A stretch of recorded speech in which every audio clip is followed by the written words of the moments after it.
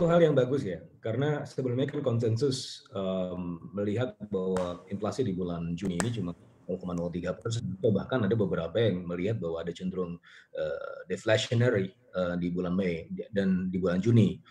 Tetapi 0,18%, artinya ini meningkat ya, cukup baik, dan ini sejalan dengan periode transisi memasuki new normal, di mana kemudian pasar dan mall dan beberapa aktivitas di sektor-sektor ekonomi sebelum ditutup, ini kemudian dicoba untuk digerakkan lagi oleh pemerintah, dan kita melihat bahwa meskipun belum akan kelihatan sekali begitu ya, bisa jadi ini ada faktor-faktor lain, tetapi saya melihat bahwa ini adalah salah satu indikasi awal bahwa daya beli kita bisa meningkat. Karena kalau kita lihat dari kelompok yang justru mengalami kenaikan harga itu adalah barang-barang memang kebutuhan konsumsi gitu ya. Jadi kita lihat di kelompok pengeluaran dari sisi baju, pakaian, tekstil, dan juga kemudian barang-barang kebutuhan pokok. Ini hal yang baik menurut saya gitu ya. Jadi meskipun kuartal kedua ini dinilai akan sangat berat ya, periode Juni dari di kuartal 2 2020 ini sampai Juni ini akan sangat berat sekali buat perekonomian, tetapi ini setidaknya mengindikasikan adanya peluang rebound ya di kuartal ketiga. Kemarin Bu Sri Mulyani melihat bahwa pertumbuhan ekonomi di kuartal 2 bisa sampai minus 3%, bahkan kita juga melihat dari lembaga kami melihat bahwa kuartal kedua ini mungkin akan terkontraksi cukup dalam hingga minus 4%, bahkan dalam skenario terberat bisa minus 5%.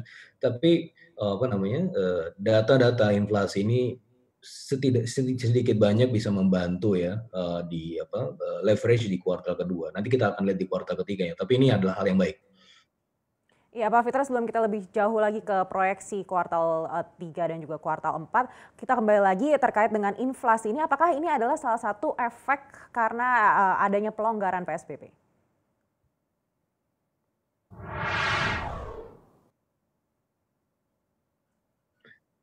Ya bisa jadi, meskipun tentunya kalau kita lihat pelonggaran PSBB ini kan baru terjadi di awal hingga pertengahan Juni, sehingga sebenarnya efeknya belum betul-betul kita lihat. Ini beberapa melihat bahwa ini ada faktor-faktor yang kemudian faktor PSBB yang dilonggarkan ini adalah salah satu pencetusnya, tetapi saya tidak atau belum betul-betul yakin ya, karena memang seharusnya ada lag ya antara periode transisi ini dengan kemudian peningkatan daya beli masyarakat.